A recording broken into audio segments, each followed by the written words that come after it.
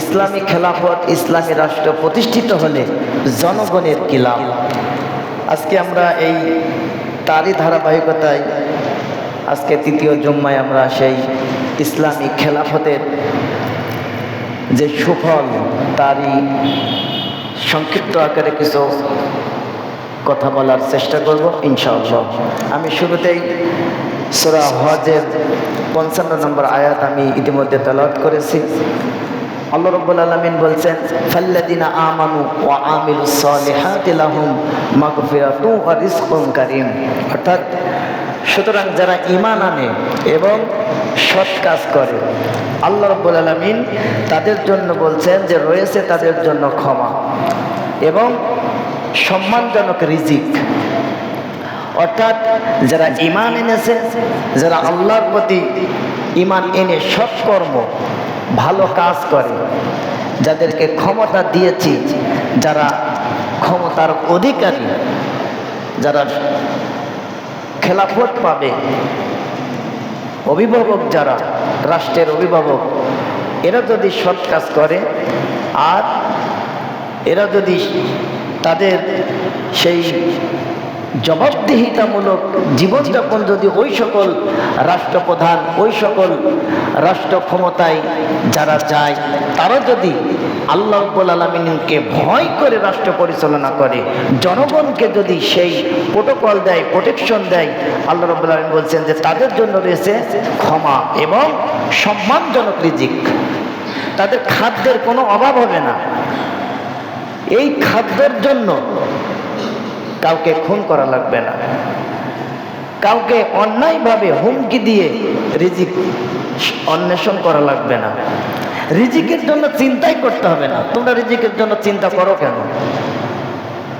আমার প্রতি ভয় করো, আমার প্রতি ঈমান আনো, আমার আদেশ মানো, আমাকে ভয় করে জবাবদিহিতামূলক কর্মকাণ্ড তোমরা করো। যদি জবাবদিহিতামূলক জীবনযাপন যদি তোমরা করতে পারো, তাহলে তোমাদের জন্য দুনিয়াতেও সহজ এবং পরকালে তোমাদের জন্য সহজ এবং মুক্তি ক্ষমা। সম্মানিত উপস্থিতি, আমরা গত সপ্তাহে আলোচনা করেছিলাম হযরতে ওমর রাদিয়াল্লাহু তাআলা আনহু তার খেলাফত অবস্থায় তিনি কিভাবে রাষ্ট্র পরিচালনা করেছেন। হযরতে ওমর রাদিয়াল্লাহু তাআলা আনহু যখন অর্ধ পৃথিবীর খলিফা, একজন ইসলামী শাসক কেমন হতে পারে দেখেন। তিনি রাতের আধারে তার রাজ্যে তিনি ঘুরে বেড়াতেন। তার কোনো এসি গাড়ি ছিল না, তার দামি কোনো গাড়ি ছিল না, তার কোনো সৈন্য সামন্ত লাগতো না, তাকে বডিগার্ড লাগতো না। কিন্তু আমাদের দুনিয়ার যারা বর্তমানে যারা আমরা আল্লাহ থেকে দূরে, এদের জন্য কিন্তু অসংখ্য পাহারাদার লাগে, অসংখ্য প্রোটোকল লাগে। বডিগার্ড ছাড়া তারা রাস্তায় বাইরে হতে পারে না। আর অর্ধ জাহানের খলিফা হযরত খলিফাতুল মুসলিমিন আমিরুল মুমিনিন হযরত ওমর রাদিয়াল্লাহু তাআলা আনহু, তিনি রাতের আধারে একাকী তার রাজ্যের প্রজাদের খোঁজ খবর নিতেন। তিনি চিন্তা করতেন যে আমি যে খাবার খাচ্ছি, আমার রাজ্যের কোনো মানুষ না খেয়ে আছে কিনা। হযরত ওমর রাদিয়াল্লাহু তাআলা আনহু পরকালকে এত ভয় করতেন, বিশ্বনবী সাল্লাল্লাহু আলাইহি সাল্লাম যখন মুনাফিকদের চিহ্নিত করার, মুনাফিক কারা, এদের একটা চূড়ান্ত লিস্ট যখন সাহাবীদেরকে দিয়ে দিলেন, হযরতে ওমর রাদিয়াল্লাহু তাআলা আনহু কেমন মানুষ, যে পথে ওমর যেত সে পথে কোনো শয়তান যেত না। শয়তান ওমরের সামনে পড়তে ভয় পেত। সেই ওমর বলছে যে ভাই সাহাবী, আল্লাহ রাসূলের সাহাবী, তোমার কাছে তো আল্লাহ রাসূল সাল্লাল্লাহু আলাইহি সাল্লাম মুনাফিকদের চূড়ান্ত লিস্ট দিয়েছে, যারা আল্লাহর সাথে দুশমনি করে, এদের লিস্ট তোমার কাছে দিয়েছে। আমার নামটা কি ওই লিস্টে আছে নাকি? যদি থাকে একটু বলো, আমি নিজেকে শুধরে নেব। যে খলিফাতুল মুসলিমিন হযরত ওমর রাদিয়াল্লাহু তাআলা আনহু, যিনি এমন মানে সন্তারাজ ছিল, এমন খারাপ মানুষ ছিল, এবং আল্লাহ পাক তাকে এমন নূর তাকে দিলেন যে নূর পেয়ে তিনি সম্পূর্ণই পরিবর্তন হয়ে গেলেন। রাসূলের পরে তিনি নবী হয়ে আসতেন। আল্লাহ রাসূল বলছেন, সেই ওমর রাতের আধারে একাকী তিনি ঘুরছেন, মানুষদেরকে খোঁজ খবর নিচ্ছেন যে তার রাজ্যে কোনো মানুষ না খেয়ে আছে কিনা, কোনো মানুষ তার রাজ্যে কোনো দুর্নীতি আছে কিনা। কেমন রাজা? হযরতে আমিরুল মুমিনিন ওমর রাদিয়াল্লাহু তাআলা আনহু তিনি একজন আরেক সাহাবীর কাছে গেলেন, নাম তার সাইদ ইবনুল আমির আল জুমাহির রাদিয়াল্লাহু আনহু। তিনি দুনিয়া থেকে সম্পূর্ণ আলাদা। সেই সাহাবীর কাছে যে হযরত ওমর রাদিয়াল্লাহু তাআলা আনহু বলছে, ও সাইদ, তুমি এত নিঃসঙ্গ জীবন যাপন করো কেন? বলছে, শোনো, আমি তোমাকে একটা দায়িত্ব দিতে চাই, এই দায়িত্ব তোমাকে নিতে হবে। কি? আমি তোমাকে সিরিয়ার গভর্নর করে পাঠাতে চাই। আমার যে রাজ্য সিরিয়া, এই সিরিয়ায় একটা গভর্নর প্রয়োজন। আমি কোনো মানুষকে খুঁজে পাচ্ছি না, তোমাকেই আমি সিলেক্ট করছি। বলছে, ওমর, তুমি কি আমাকে জাহান্নামের দিকে নিয়ে যেতে চাও নাকি? আমি দুনিয়ার কোনো লোভ লালসার কোনো কাজে আমি জড়াতে চাই না। কিন্তু ওমর রাদিয়াল্লাহু তাআলা বলছেন যে না, তোমাকে এই দায়িত্ব গ্রহণ করতেই হবে। সাইদ ইবনুল জুমাহির রাদিয়াল্লাহু আনহুকে যখন সিরিয়ার গভর্নর করে পাঠানো হলো, তিনি কিছুকাল যাওয়ার পর হযরত ওমর রাদিয়াল্লাহু তাআলা আনহু সেখানে গেলেন। সেখানে যে ওই সকল ওই রাজ্যের মানুষদেরকে বলছে যে শোনো, তোমাদের যে গভর্নর আমি পাঠালাম সে কেমন, আজকে তোমরা তোমাদের এই সব থেকে যে গরিব এদের একটা লিস্ট করবা, আমি এদেরকে কিছু ত্রাণ সহযোগিতা করব, এদেরকে সরকারি তহবিল থেকে এদেরকে অনুদান দেওয়া হবে। এখন ওই সিরিয়ার লোকজন সর্বপ্রথম যার নামটা দিল, তার নামটা হচ্ছে সাইদ ইবনুল জুমাহির রাদিয়াল্লাহু আনহুকে। তারপরে অন্যান্য মানুষের নাম। হযরত ওমর রাদিয়াল্লাহু তাআলা আনহু এই লিস্টটা পেয়ে তার চোখটা কপালে উঠে গেল যে কি ব্যাপার, আমি তো রাষ্ট্র কোষাগার থেকে সাইদকে তার বেতন ভাতা দেওয়া হয়। তখন সাইদকে জিজ্ঞাসা করা হলো, সাইদ, তুমি তো মিসরের গভর্নর, তোমার তো বেতন দেওয়া হয়, এই বেতনগুলো তুমি কি করো? বলছে যে আমি এই টাকাগুলো, এই অর্থ সম্পদগুলো আমি মানুষের মাঝে দান করে দিই, বিলিয়ে দিই। চিন্তা করেন। এরপর তারও কিছুদিন সেখান থেকে আসার পরে হযরত ওমর রাদিয়াল্লাহু তাআলা আনহু আবার কিছুকাল পর আবার সেখানে গেলেন। সেখানে যেয়ে সাইদ সম্পর্কে আবার বলল যে তোমাদের এই গভর্নর সম্পর্কে কি কি ধারণা বলো, এই গভর্নর তোমাদেরকে আমি দিয়েছি, তোমাদের সাথে কেমন আচরণ করে আর কেমন তার চালচলন, সে কি তোমাদের সাথে জুলুম করে নাকি, তোমাদের যে হক সেটা কি তোমাদেরকে দেয়? সম্মানিত উপস্থিতি, সাইদ ইবনুল জুমাইর রাদিয়াল্লাহু তাআলা আনহুকে জনগণ হযরত ওমর রাদিয়াল্লাহু তাআলা আনহুর কাছে 4টি অভিযোগ দিলেন যে আপনি যে গভর্নর দিয়েছেন, এই গভর্নর সাইদ, তার 4টে সমস্যা আমরা পেয়েছি। কি? 1 নম্বর, সে রাতে বাহির হয় না, আমরা তাকে রাত্রে কোনো সময় তাকে দেখিনি। সে ঘরের ভিতরে একাকী কি করে? হযরত খলিফাতুল মুসলিমিন আমিরুল মুমিনিন অর্ধজাহানের খলিফা তিনি কেমন, আর তার গভর্নররা কেমন, তাদের সদস্যগণ, পার্লামেন্ট সদস্য তারা কেমন? হযরত সাঈদ ইবনুল জুমাইহ রাদিয়াল্লাহু তাআলা আনহু তিনি বলছেন যে আমি সারাটা দিন সরকারি কাজ আমি করি, আমার এই রাজ্যের সকল হিসাব আমি সারা দিন পালন করি, কিন্তু রবের সাথে একাকিত্বভাবে শামিল হওয়ার জন্য আমি সুযোগ পাই না। তাই রাত্রেবেলা আমার ডিউটি শেষ হওয়ার পরই আমি আমার রবের সাথে সাক্ষাতে চলে যাই, দিদারে চলে যাই, আমি ইবাদতে মগ্ন হয়ে থাকি। হযরতে আমিরুল মুমিনিন ওমর রাদিয়াল্লাহু তাআলা বলছে, ও সিরিয়ার জনগণ, তোমরা কি সাঈদের এই উত্তরে তোমরা কি সন্তুষ্ট হয়েছো? সম্মানিত উপস্থিতি, তাহলে ইসলামী রাষ্ট্রের প্রতিনিধি যারা জনগণের নেতৃত্ব দেবে, এক নাম্বার গুণাবলী তাদের হচ্ছে আল্লাহ ভীরু, আল্লাহর প্রতি ভয়।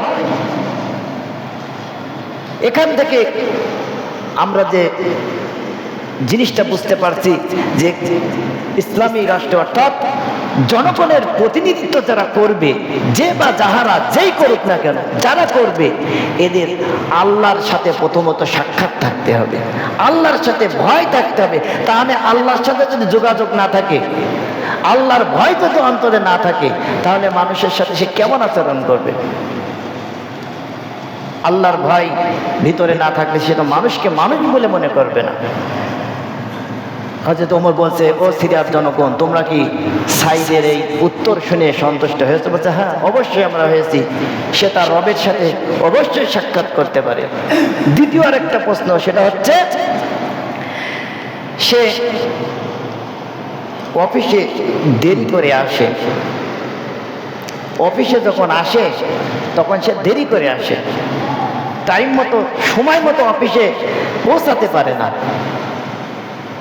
সম্মানিত উপস্থিতি, এ কথা সাঈদকে শুনে সাঈদ বলছে যে আমিরুল মুমিনিন, এটা আমি একান্তই বলতে চাচ্ছিলাম না, কিন্তু আপনি যখন শুনতে চাচ্ছেন আমি বলি। আমি আমার বাড়িতে আমার স্ত্রী আর আমি ছাড়া কেউ নেই, আর আমার বাড়ি কোনো লোকজন নেই।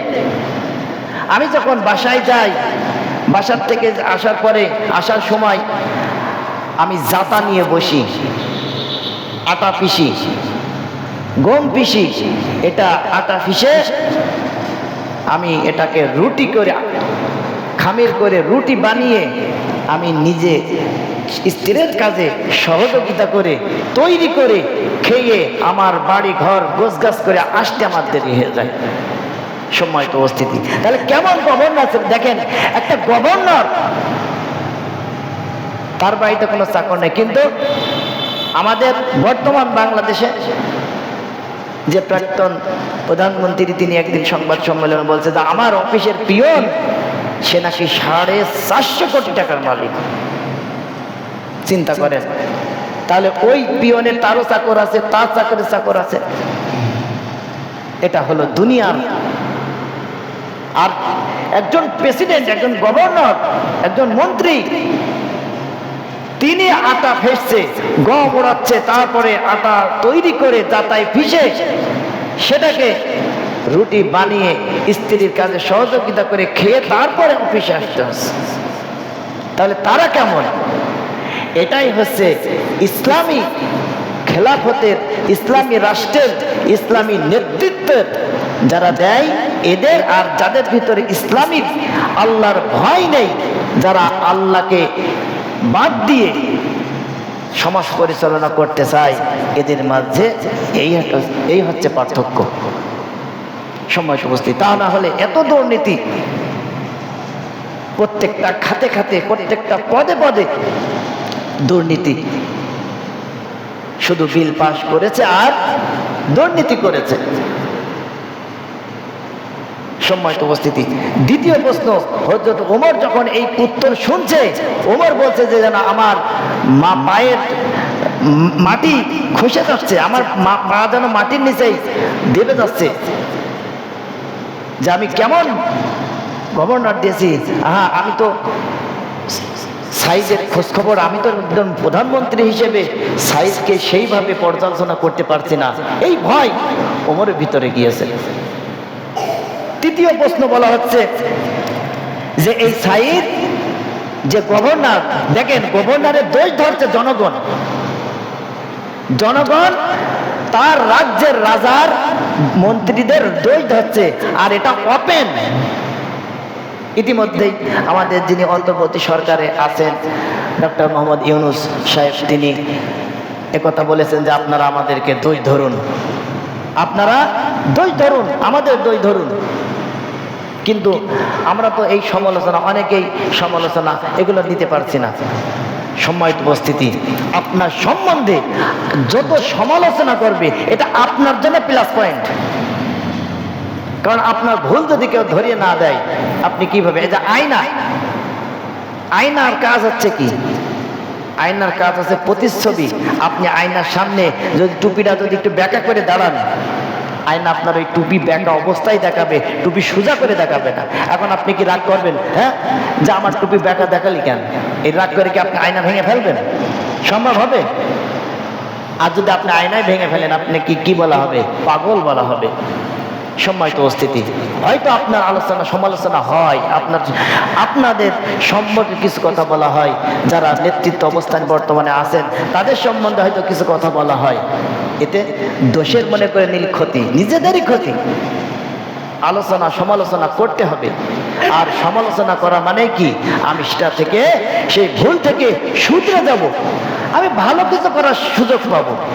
আর আমার ভুল যদি একজন না ধরিয়ে দেয়, জায়গা মতো তো আমি আমার ভুলে ভুলে যখন আমি চলে অভ্যস্ত, সঠিকটা যখন আমাকে করতে বলা হবে, তখন তো আমি সঠিক কাজটা করতে পারবো না। সময় বুঝতে, এজন্য মাইন্ড করা যাবে না, কিছু মনে করা যাবে না।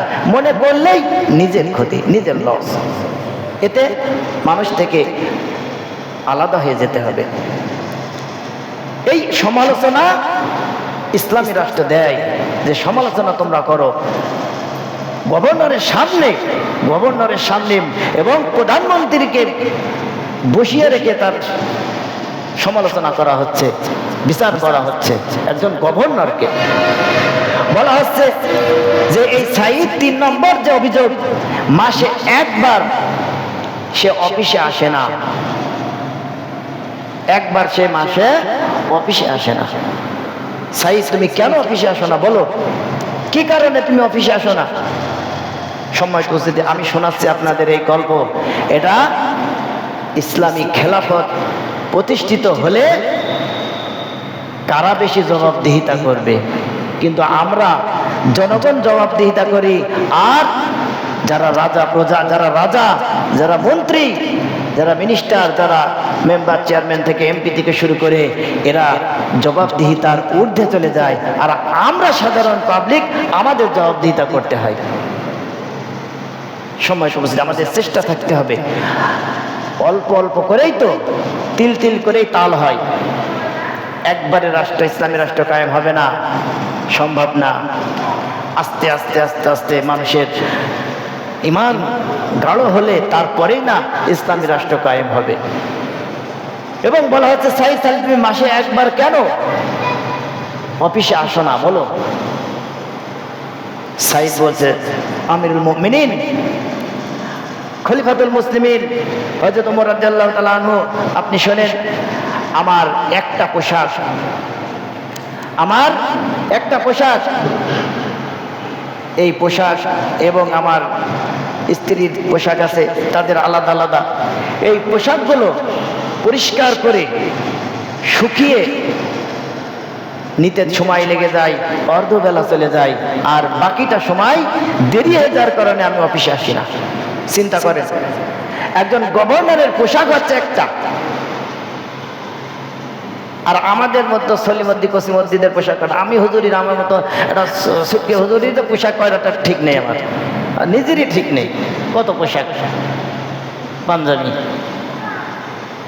অনেক খিতালি পরে আমার অনেক গায়ে দিতে হয়, অনেক আমি গায়ে দিই না। তাহলে তারা একজন প্রেসিডেন্ট, একজন গভর্নর, কেন তাদের পোশাক থাকতে পারতো না? তারা আল্লাহ ভীরু ছিল, আল্লাহর প্রতি ভয় ছিল। এই কারণে তারা পোশাক, অতিরিক্ত পোশাক তারা পরতে চাইতো না। সম্মানিত উপস্থিতি, এর মানে এই নাই যে আমরা কি তাহলে পরবো না, না, আমরা তো অবশ্যই পোশাক পরবো এবং সেটা শুকরিয়া আদায় করতে হবে। আপনার যদি সুন্দর পোশাক থাকে, আপনি ওই সুন্দর পোশাক পরেই আসবেন মসজিদে।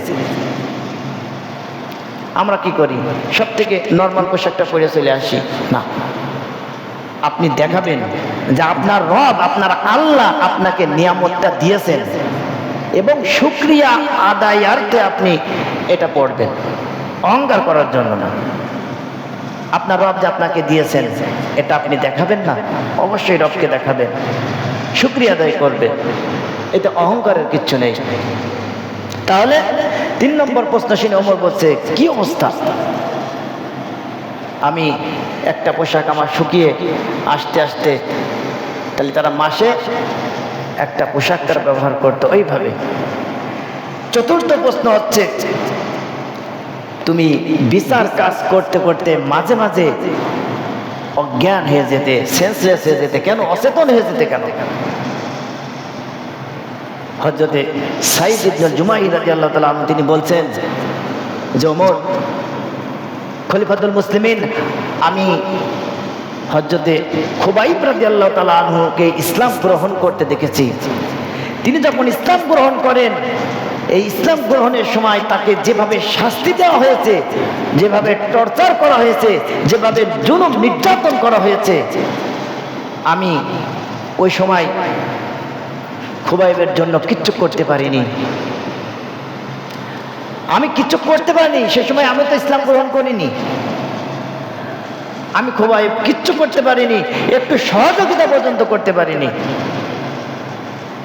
যখনই আমার এগুলো মাঝে মনে হয়, আমি অজ্ঞান হয়ে যাই যে আমি কি করেছি। চাইলেই কি তাকে সহযোগিতা করতে পারতাম না? চাইলেই কি তাকে একটু ভালো রাখতে পারতাম না? আমি কেন করলাম না? সম্মানিত উপস্থিতি, এগুলো হচ্ছে ইসলামী রাষ্ট্রের রাজা শাসকদের অবস্থা।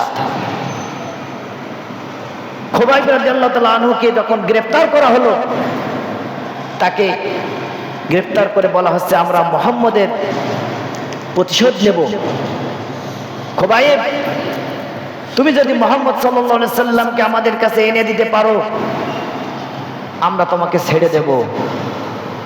খুবাইবকে যখন বেঁধে পিটানো হচ্ছে, মারা হচ্ছে, মারতে মারতে যখন তারা ক্লান্ত হয়ে যাচ্ছে, আবার কিছুক্ষণ পর আবার পিটানো হচ্ছে। খুবাইব কথা বলতে পারছে না, একটা ভাঙা আঙুল কাফেরদের মুখে থুতু নিক্ষেপ করে দিয়ে বলছে যে, কাফেররা শোনো, তোমরা তো যে কথা বলেছো, তোমরা যদি বিশ্বনবীকে হত্যা করো তো দূরের কথা, তোমাদের ওই নাপাক হাত দিয়ে যদি একটা গোলাপের পাপড়িও যদি তোমরা তার দিকে নিক্ষেপ করো, আমি খুবাইব বরদাস্ত করব না। খুবাইবকে মেরে ফেলা হলো, দুনিয়া থেকে বিদায় করে দেওয়া হলো। সাঈদ ইবনে জুমাইর রাদিয়াল্লাহু তাআলা বলছে, এই দৃশ্য আমি সচক্ষে দেখেছি, এজন্যই আমি বিচার করতে করতে মাঝে মধ্যে আমার বিচার কেমন বিচার হবে, আল্লাহর দরবারে আল্লাহ আমাকে কেমন বিচার করবে, সেই ভয়তে আমি অজ্ঞান হয়ে যেতাম। সম্মানিত উপস্থিতি, আজকে এই নির্যাতন জুলুম এখনো চালু হয়ে আছে। এই যে গতকাল যে একটা নিউজ ভাইরাল হয়েছে, ঢাকা বিশ্ববিদ্যালয় তোফাজ্জল নামক একজন মানসিক ভারসাম্যহীন একজন যুবককে পিটিয়ে হত্যা করা হয়েছে এবং বলছে যে আমি আবেগে হত্যা করেছি, আবেগে পিটাইছি। কেন? তোমার আবেগ থাকবে কেন? এই যে এখনো পর্যন্ত যে বিগত পতনশীল যে সরকার ছিল, তাদের সহচররা কিন্তু এখনো সক্রিয়। সম্মানিত উপস্থিতি, একটা গল্প, একটা উদাহরণ আমি আপনাদেরকে দিই। একটা সমাজে একটা চোর ছিল। এই চোরটা লাশ চুরি করত, লাশের কাফন চুরি করত। এখন কাফন চুরি করলে সমাজে সবাই একসাথে হয়ে যায়, কি ব্যাপার আমরা এই কবরস্থানে একটা মানুষ মরলেও লাশ ঠিক থাকে কিন্তু কাফন চুরি হয়ে যায়, কারণটা কি? এইভাবে পাহারা দিতে হবে। কিছুকাল যাওয়ার পর ওই চোর ধরা পড়লো। চোর ধরা পড়ার পর তাকে বলা হলো যে তুমি আর কোনোদিন এই কাজ করবে না। কিন্তু যে চোর সে কি সারে, আবার সেই একই কাজ সে করতে লাগলো, চুরি করতে লাগলো।